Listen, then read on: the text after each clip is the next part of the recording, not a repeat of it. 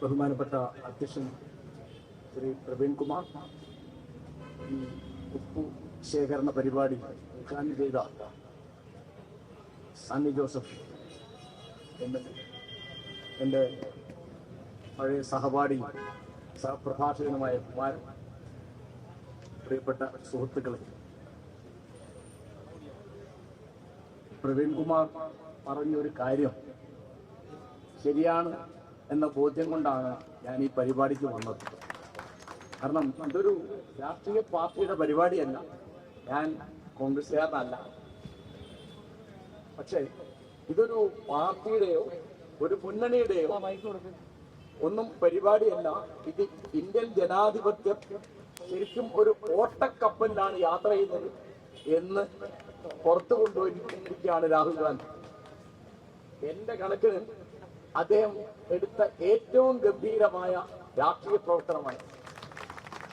നമ്മുടെ രാഷ്ട്രീയക്കാർക്ക് പരിചയമില്ലാത്ത അളവിൽ 6 മാസത്തോളം കഠിനമായി ഗൃഹപാഠം ചെയ്തിട്ടുണ്ട്. ഗൃഹപാഠം എന്ന് പറഞ്ഞാൽ മലയാളിക്ക് മനസ്സിലാവാത്ത ഹോംവർക്ക് എന്ന് മലയാളത്തിൽ പറയുമ്പോൾ മനസ്സിലാവും. ഈ അളവിൽ അത് ഞാനത് കണ്ടു ഞെട്ടി. ഇതിന്റെ കാരണം വെച്ചാല് ലക്ഷക്കണക്കിനാണ്, അതായത് മരിച്ചുപോയ ആളുകൾ വോട്ടർമാരായിട്ട് ബാക്കിയാവുക, ജീവിച്ചിരിക്കുന്ന ആളുകൾ ഒഴിവായി പോവുക. അത് ബീഹാറിലാണെങ്കിലും കർണാടകയിലാണെങ്കിലും മഹാരാഷ്ട്രയിലാണെങ്കിലും ഒക്കെ 1, 2, 10 അല്ല. അപ്പൊ 2021 രമേശ് ചെന്നിത്തല ഇങ്ങനൊരു പ്രശ്നം ഉന്നയിച്ചത് നിങ്ങളിൽ മിക്കവർക്കും ഓർമ്മയുണ്ടാവും. അന്നും ഇലക്ഷൻ കമ്മീഷൻ ഭാഗികമായി ചെന്നിത്തല പറഞ്ഞത് ശരിയാണെന്നാണ് പറഞ്ഞത്. നമ്മൾ ഈ അളവിലുള്ള പ്രാധാന്യം, ശ്രദ്ധ അന്ന് മലയാളികൾ കൊടുത്തില്ല. ഇപ്പോ ശരിക്കും, അതായത് 2500 കൊല്ലം പഴക്കമുള്ള ഒരു ഏർപ്പാടിനെയാണ് ജനാധിപത്യം എന്ന് പറയാം. അത് ഗ്രീസില് ഏതൻസിൽ തുടങ്ങുന്ന ഒരു പരിപാടിയാണ്. അവിടെ അന്ന് ആദ്യത്തെ വോട്ട് എന്ന് പറയുന്നത് കൈ ഉയർത്തലായിരുന്നു, പിന്നെ ശബ്ദിക്കലായിരുന്നു, പിന്നെ മറ്റു സംവിധാനങ്ങളൊക്കെ വന്നു. 19ാം നൂറ്റാണ്ടിലാണ് ബാലറ്റ് വരുന്നത്. അപ്പൊ നമ്മളിവിടെ വന്നപ്പോ അന്ന് ജവഹർലാൽ നെഹ്റു നേരിട്ടൊരു പ്രധാനപ്പെട്ട പ്രശ്നം, ബ്രിട്ടീഷുകാരുടെ കാലത്തുള്ള വോട്ടൊക്കെ നികുതി കൊടുക്കുന്നവർക്കും വിദ്യാഭ്യാസം ഉള്ളവർക്കും ഒക്കെ ആയിരുന്നു. ഗ്രീസിലാണെങ്കിൽ പണ്ട് പെണ്ണുങ്ങൾക്ക് വോട്ടില്ല, അടിമകൾക്ക് വോട്ടില്ല, വിദേശികൾക്ക് വോട്ടില്ല. അങ്ങനെയാണ് നമ്മുടെ ജനാധിപത്യം തുടങ്ങിയത്. ജവഹർലാൽ നെഹ്റു എന്ന് പറഞ്ഞൊരു കാര്യം പ്രായപൂർത്തി വോട്ടവകാശം എന്നാ. ആണും പെണ്ണും തുല്യമാണ്. ഇപ്പൊ നമ്മൾ പറയുമ്പോ ട്രാൻസ്ജെൻഡർ എന്നുകൂടി അന്ന് പറയാൻ അറിഞ്ഞുകൂടാതെ. പിന്നെ വിദ്യാഭ്യാസം ഉള്ളവനും ഇല്ലാത്തവനും, പണമുള്ളവനും ഇല്ലാത്തവനും, നീതി കൊടുക്കുന്നവനും ഇല്ലാത്തവനും, ജാതിയും മതവും ഭാഷയും ദേശവും വർണ്ണവും ഒന്നും കണക്കാക്കാത്ത ഈ ജനാധിപത്യം എന്ന് പറയുന്നത് ആണ് മനുഷ്യവംശത്തിന്റെ ഏറ്റവും പ്രധാനപ്പെട്ട നേട്ടം. അധികാരം എന്ന് പറയുന്നത് ജനങ്ങൾക്കാണ്. വളരെ പഴയൊരു പോരാട്ടമാണത്. അതിന്റെ പേരിലാണ് ജൂലിയസ് സീസർ കൊല്ലപ്പെട്ടത്. അതിന്റെ പേരിലാണ് 1889 ഫ്രഞ്ച് റവല്യൂഷൻ ഉണ്ടായത്. അങ്ങനെ ഒരുപാട് കാര്യങ്ങൾ ഞാൻ സംസാരം നീട്ടിക്കൊണ്ടുപോകുന്നില്ല.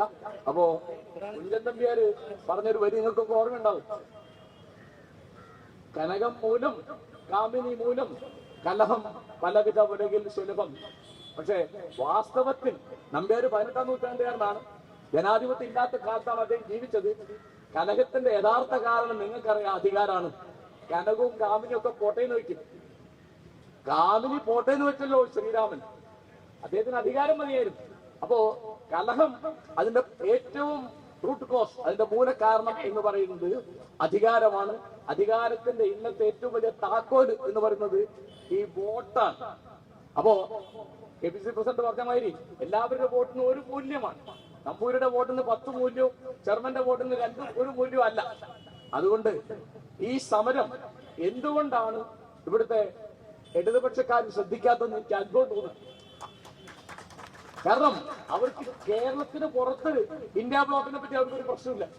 തമിഴ്നാട്ടിൽ അവർക്ക് ആ വോട്ട് കിട്ടി ജയിച്ച MP-മാരെ ഉണ്ടാക്കാം.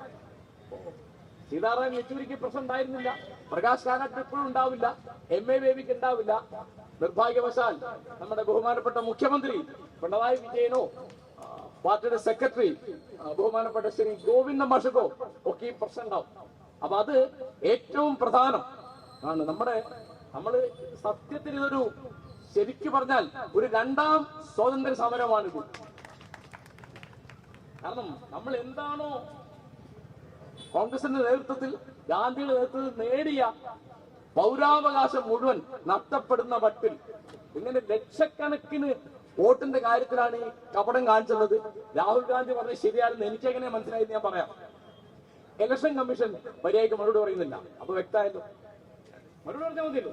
അദ്ദേഹത്തെ പറ്റി പറഞ്ഞെന്താ, നിങ്ങളൊരു രേഖാമൂലം പരാതി തന്നില്ല. എങ്ങനെയുണ്ട്? ഇലക്ഷൻ കമ്മീഷൻ പറയാണ്, ഞങ്ങൾ മറുപടി പറയാം. അദ്ദേഹം പത്രസമ്മേളനത്തിൽ പറഞ്ഞ കേസാണ് ഇത്, ഈ ജനാധിപത്യ രാഷ്ട്രത്തിൽ. അപ്പൊ അതുകൊണ്ട് തീർച്ചയായിട്ടും നമ്മുടെ ജനാധിപത്യം ഞാൻ ആവർത്തിക്കാണ്, ഒരു ഓട്ടക്കപ്പലിലാണ് നമ്മൾ യാത്ര ചെയ്യുന്നത് എന്ന് നമ്മളെയും മറ്റുള്ളവരെയും ഓർമ്മപ്പെടുത്തുന്ന ഗംഭീരമായ ഒരു രാഷ്ട്രീയ പ്രവർത്തനമാണ് രാഹുൽ ഗാന്ധി തുടങ്ങി വെച്ചത്. ഞാൻ ആ സമരത്തിന്റെ കൂടെയാണ് എന്ന് പറയാനാണ് ഞാൻ വന്നത്.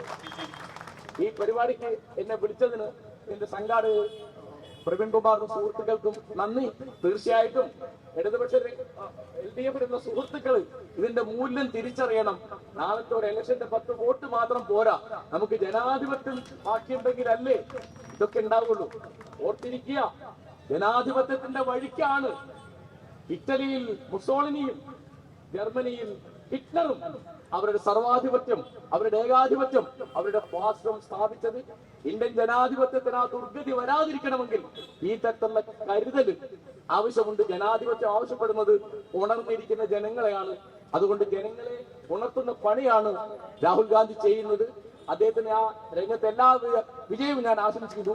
ഞാൻ ഒരിക്കൽ കൂടി LDF-ലെ സുഹൃത്തുക്കളെ ഓർമ്മിപ്പിക്കുന്നു, തീർച്ചയായിട്ടും രാഷ്ട്രീയമായ അതിർവരമ്പുകൾക്ക് അപ്പുറത്ത് നമ്മൾ ഒരുമിച്ച് ചേരേണ്ട ഒരു സമരമാണിത്. SIR-ന്റെ കാര്യത്തിലും അത് തന്നെയാണ്, അതിപ്പോ ചെയ്തു. പക്ഷേ മറ്റേ കാര്യത്തിൽ ഇപ്പോ എന്റെ അറിവില് നമ്മുടെ ബഹുമാനപ്പെട്ട മുഖ്യമന്ത്രി ഇതിനെപ്പറ്റി ഇവരൊന്നും മിണ്ടിയിട്ടില്ല എന്ന് ഞാൻ വിചാരിക്കുന്നു.